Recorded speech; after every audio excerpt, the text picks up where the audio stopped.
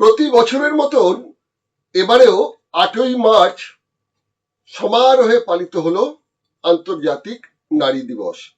বিশ্বের নানা প্রান্তে পালিত হয়েছে, ভারতবর্ষে, বাংলায়, কলকাতায় তো অবশ্যই।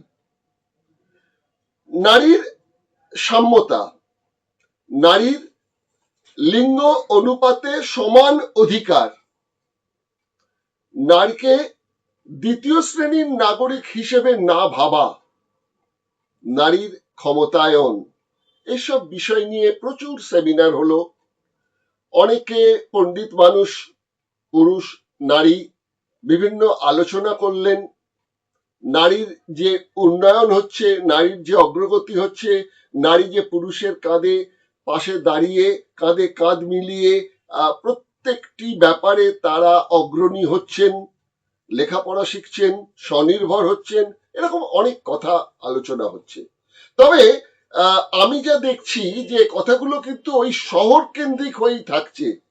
গ্রামের প্রান্তিক অঞ্চলের যে মেয়েরা, যারা নিজেরাও ঘাম ঝরান, নয় জমিতে কাজ করেন, না হলে মজদুরি করেন, আর তার সঙ্গে তো গৃহকর্ম আছেই, তাদের কাছে কিন্তু এই 8ই মার্চের নারী দিবসের যে কি ইতিহাস, আর তার সেই উদযাপন করার মধ্যে কি সাফল্য, আর তার মধ্যে কি প্রেরণা কাজ করছে, এসব ব্যাপার নিয়ে তারা কিন্তু খুব একটা বেশি মাথা ঘামান না। নারী দিবস নিয়ে বিভিন্ন মিডিয়ায় বিভিন্ন অনুষ্ঠানও তো হচ্ছে। আজ দিগদর্শনে আপনাদের তো আমি আগাগোড়াই বলি যে কিছু অজানা তথ্য আপনাদের সামনে তুলে ধরবো।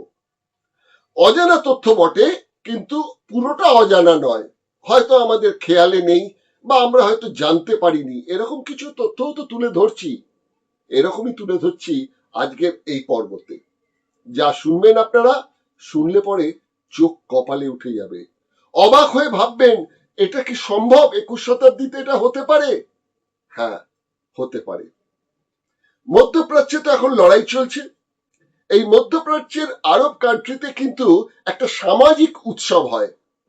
সেই সামাজিক উৎসবের নাম তেরারুস জামাই, একটি আরবি শব্দ, যেটার অর্থ হলো গণ নিগ্রহ বা গণ ধর্ষণ। অর্থাৎ এটা একটা উৎসব, অনেক মানুষ জড়ো হন, তার মধ্যে থেকে তারা টার্গেট করে নেন একজন মহিলাকে, তাকে উত্ত্যক্ত করেন, তার জামা কাপড় ছিঁড়ে দেন, সে যখন ভয়ে আর্তনাদ করে ওঠে সেটা মজা হিসেবে উপভোগ করেন। এরকম একটা সমাজ ও সামাজিক অনুষ্ঠান, তার নাম হচ্ছে তেরারুস জামাই। বিশ্বাস হচ্ছে না? চলুন একটা প্রতিবেদনের মধ্যে দিয়ে বিষয়টা আপনাদের সামনে তুলে ধরছি, দেখুন। বিশ্বের বহু দেশেই 109 বছর ধরে পালিত হয়ে আসছে আন্তর্জাতিক নারী দিবস। 1908-এ আমেরিকার নিউ ইয়র্ক শহরের মহিলা পোশাক নির্মাণ কর্মীদের সামাজিক ও রাজনৈতিক অধিকারের জন্য যে আন্দোলন সংগঠিত করেন সোশ্যাল ডেমোক্র্যাট নারী সংগঠনের বামপন্থী নেত্রী ক্লারা জেটকিন, তার বিকাশ ঘটেছিল 1910-এ এক বিশ্ব সম্মেলনের মধ্য দিয়ে। বিশ্বের 17টি দেশের 100 জন নারী প্রতিনিধি যোগ দিয়েছিলেন সেই সম্মেলনে। জার্মান কমিউনিস্ট নেত্রী ক্লারা সিদ্ধান্ত নেন 8ই মার্চ হবে বিশ্ব নারী দিবস, বিশ্বজুড়ে যা পালিত হতে শুরু করে 1914 সাল থেকে। বহু বছর পর 1975 সালের 8ই মার্চ দিনটিকে স্বীকৃতি দিল রাষ্ট্রসংঘ। ভারতে দিনটি পালিত হলেও যা সীমাবদ্ধ থেকে গেছে শহরাঞ্চলে। গ্রামাঞ্চলের প্রান্তিক নারীদের আজও এই দিনটি সম্পর্কে স্বচ্ছ কোনো ধারণাই নেই। ভারতে দিনটি ছুটি ঘোষিত না হলেও Armenia, Azerbaijan, Belarus, Burkina Faso, Cambodia, Cuba, Georgia, Mongolia, Russia, Tajikistan, Turkmenistan, Vietnam ইত্যাদি দেশে ছুটি ঘোষিত। তালিবান শাসনের আগে পর্যন্ত আফগানিস্তানেও ছিল নারী দিবস ছুটির দিন। চীন, মাদাগাস্কার, নেপাল ও ম্যাসিডোনিয়াতে নারী শ্রমিকরা ছুটি পেয়ে থাকেন এই দিনটিতে। 21 শতাব্দীতে পৌঁছেও নারী কি আজ যোগ্য সম্মান পাচ্ছেন? লিঙ্গ সমতা কি আজও প্রতিষ্ঠিত হয়েছে? নারী আজও ভোগ্যবস্তু হয়েই আছে? এসব ছাড়িয়ে এমন এক তথ্য উঠে এসেছে, শুনলে নিজের কানকে বিশ্বাস করাই মুশকিল। মূলত মধ্যপ্রাচ্য থেকে এক অদ্ভুত খেলা ছড়িয়ে পড়েছে ইউরোপেও। তাহাররুস জামাই। তাহাররুস একটি আরবি শব্দ, যার ব্যবহারিক অর্থ যৌথ যৌন হয়রানি। অদ্ভুত খেলা যার লক্ষ্য দল বেঁধে নারীদের শ্লীলতাহানি করা অথবা ধর্ষণ করা। আরবে যা পরিচিত তাহারুস জামাই বা গণধর্ষণের খেলা নামে। ধীরে ধীরে এই খেলা ইউরোপের দেশগুলিতেও পা জমাচ্ছে। প্রস্তর যুগের এই খেলার একমাত্র উদ্দেশ্য হল নারীদের ভিড়ের মধ্যে কুআচরণের দ্বারা শ্লীলতাহানি করা অথবা একত্রিত হয়ে ধর্ষণ করা। অদ্ভুত এই খেলা মিশর সহ আরবের বিভিন্ন দেশে বেশ জনপ্রিয়। ভিড়ের মধ্যে কোনো নারীকে বেছে নিয়ে প্রথমে তার শ্লীলতাহানি করা হয় এবং যৌথভাবে ধর্ষণ করা হয়। পরিসংখ্যান বলছে এই খেলায় আরবে বলি হয়েছেন কয়েক হাজার নারী। ক্রমে এই খেলা জনপ্রিয় হয়ে উঠেছে ইউরোপের প্রথম সারির দেশগুলিতেও। তাতে ভীত হয়ে উঠেছে সেখানকার মানুষ। বিশ্বের যে কোনো রকম খেলার থেকে সম্পূর্ণ আলাদা এই তাহাররুস। এই খেলায় নারী দেহকে ভোগ করতে পারে পুরুষেরা। নিয়ম বলে এই খেলা ভিড় ছাড়া জমে না। খেলা শুরুর আগেই পরিকল্পনা মাফিক প্রথমে একজন নারীকে চিহ্নিত করা হয় এবং ধীরে ধীরে শিকারীর মতন করে তাকে ঘিরে ফেলা হয়। তারপর পর পর 3টি মনুষ্য বৃত্ত তৈরি করা হয় নারীর চারপাশে।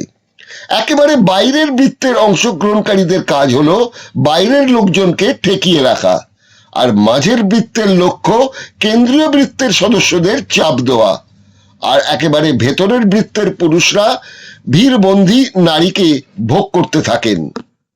কিন্তু এ তো গেল স্ক্রিপ্টের একটা অংশ। অন্যদিকে যে নারীকে শিকার হিসেবে চিহ্নিত করা হয় তাকে রক্ষকের ভূমিকায়ও থাকে কয়েকজন পুরুষ, যারা বৃত্তের মাঝখানে থাকে। তারা নির্যাতিত নারীকে বাঁচানোর ভূমিকায় অভিনয় করেন, আর এই সমস্ত কিছু ভিডিও করা হয়। তাহাররুস সম্পর্কে জানা যায় জাতি, ধর্ম, বর্ণ, বয়স নির্বিশেষে বিভিন্ন নারী এই পাশবিক খেলার শিকার হয়েছেন। রমজান পরবর্তী সময়ে খেলায় মেতে ওঠেন পুরুষেরা। বিশেষ সূত্রের খবর, এই খেলায় বিভিন্ন সময় জার্মানিতেও দেখা যাচ্ছে। কয়েক বছর আগে বর্ষবরণের উভয়ের সময় জার্মানিতে এই খেলা হয়েছিল বলে জানা যায়।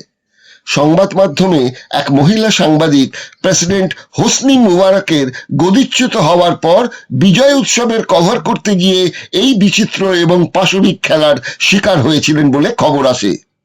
এই খেলার মজা হলো ভিড়ের মধ্যে কোনো নারীর পোশাক ছিঁড়ে ফেলে তাকে সম্পূর্ণ নগ্ন করে ছবি তোলা। বিভিন্ন সময় ভিড়ের মধ্যে এই খেলার শিকার হয়েছেন বহু নারী, যাদের সংখ্যাটাও নেহাত কম নয়। তাদের সঙ্গে কথা বলার চেষ্টা করা হলে এই ধরনের নারকীয় ঘটনার অভিজ্ঞতার কথা বলতে গিয়ে অনেকেই নিজেদের বাক শক্তি হারিয়ে ফেলেছেন এবং অপমান লজ্জায় আত্মহননের পথ বেছে নিয়েছেন। কিন্তু কেন এই রকম খেলা? এটা কি পুরুষতন্ত্রের সামাজিকভাবে নিজেদের অস্তিত্ব টিকিয়ে রাখার আস্ফালন, নাকি শুধু মজার খেলা? আর যদি দ্বিতীয়টা সত্যি হয়, তবে এ কিরকম মজা, যেখানে অন্যকে কষ্ট দিয়ে, যন্ত্রণা দিয়ে জোর করে তার শরীরের ওপর আক্রমণ করা? নারকীয় বা পাশবিক এই খেলাটাকে ব্যাখ্যা করার জন্য কিছুই যথেষ্ট নয়। আসলে সামাজিকভাবে পুরুষরা যে কতটা পিছিয়ে পড়া তারই প্রমাণ করে এই ধরনের প্রাচীন যুগের খেলা, যার লক্ষ্য বা উদ্দেশ্য হলো নিজেদের অস্তিত্ব প্রমাণ করা। কেননা আজ যেভাবে পুরুষের ভাওতাবাজি জৌলুসকে বুড়ো আঙ্গুল দেখিয়ে নারীরা ধর্ম, বর্ণ, জাতি নির্বিশেষ এগিয়ে এসে সামাজিক প্রতিবন্ধকতাকে ঝেড়ে ফেলে নিমেষে প্রতিষ্ঠা করছেন, সেই অবস্থায় দাঁড়িয়ে পুরুষ শাসিত সমাজ কোণঠাসা হয়ে পড়ছে। সাম্প্রতিককালের এক সমীক্ষা বলছে ইউরোপীয় দেশগুলির বেশ কয়েকটিতে প্রতি 5 জনের মধ্যে 3 জন নারী শিক্ষিত, আর পুরুষের সংখ্যা সেখানে 1। এই ধরনের পরিসংখ্যান স্বভাবতই নাকুচু পুরুষতান্ত্রিক সমাজের পক্ষে সম্মানের নয়, সেটা বলাই বাহুল্য। তাই হয়তো এ ধরনের ঘটনা বাড়ছে। রিপোর্টেও বলছে অস্ট্রিয়া, সুইডেন ও ফিনল্যান্ডের রাস্তায় তাহারুস খেলা দেখতে পাওয়া যাচ্ছে। এই ধরনের খেলা যে মানুষের বিকৃত মনোভাব একাংশ যুক্ত, এই সত্য যতদিন পর্যন্ত সমগ্র পুরুষরা না বুঝতে পারবেন, ততদিন এই ধরনের আজব এবং আদিম ও নৃশংস খেলার চেষ্টায় বিরত থাকবে না পুরুষদের একাংশ। ঠিক নারী দিবসের প্রাক্কালে আপনাদের এই তাহরুস জামাইয়ের যে সামাজিক উৎসব, এটাকে উৎসব বলা হচ্ছে, সেটা আপনাদের সামনে তুলে ধরলাম।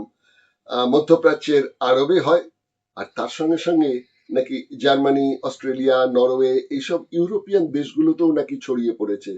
এটা কিন্তু এক ধরনের বিকৃতি, অন্তত মনস্তত্ত্বের বিচারে মনস্তত্ত্ববিদরা বলছেন। পুরুষতন্ত্র যখন দেখছে যে পাশাপাশি দাঁড়িয়ে নারীরা এগিয়ে আসছেন তাদের প্রতিদ্বন্দ্বী হিসেবে, তখন বোধহয় একটা ডমিনেটেড যে চিন্তা ভাবনা, সেইখান থেকেই বোধহয় এই ধরনের কাজটা কাজ করছে। আমরা আমেরিকার ক্ষেত্রেও দেখেছেন আপনারা, সেখানে কিছুতেই তারা অনেক উদার, লিবারেল, অনেক আধুনিক, কিন্তু কোন নারী রাষ্ট্রপতিকে তারা কিন্তু নিয়ে আসতে চাননি। গত কয়েকটা নির্বাচনের দিকে যদি তাকিয়ে দেখেন, তাদের যোগ্যতার থেকেও বড় ব্যাপার হয়ে গেছে সেখানকার মানুষদের, যে নারী রাষ্ট্রপতি তার আন্ডারে থাকতে হবে, এটা চলবে না। আমাদের দেশে অবশ্য তা নয়। আমাদের দেশে প্রধানমন্ত্রী বলুন আর রাষ্ট্রপতি বলুন, স্পিকার বলুন, অর্থমন্ত্রী বলুন, নারীরা আসছেন, কিন্তু এলেও নারী প্রগতি বা নারীর ক্ষমতায়ন, আমি বলছি না ওই শহর কেন্দ্রিক ক্রিমি লেয়ারদের নিয়ে বলছি না, গ্রামের যে প্রান্তিক মানুষ, সেখানকার নারীদের অবস্থার খুব একটা পরিবর্তন হয়েছে কি? সুজিত চট্টোপাধ্যায়কে বিদায় দিন, এই অনুষ্ঠানটা আপনাদের সামনে হাজির করলাম। যদি ভালো লাগে একটা লাইক দেবেন, অন্যকে শেয়ার করবেন এবং অবশ্যই সাবস্ক্রাইব করে আমাদের উৎসাহিত করবেন, কারণ দিগদর্শন দেশের পাশে, দশের সাথে। নমস্কার।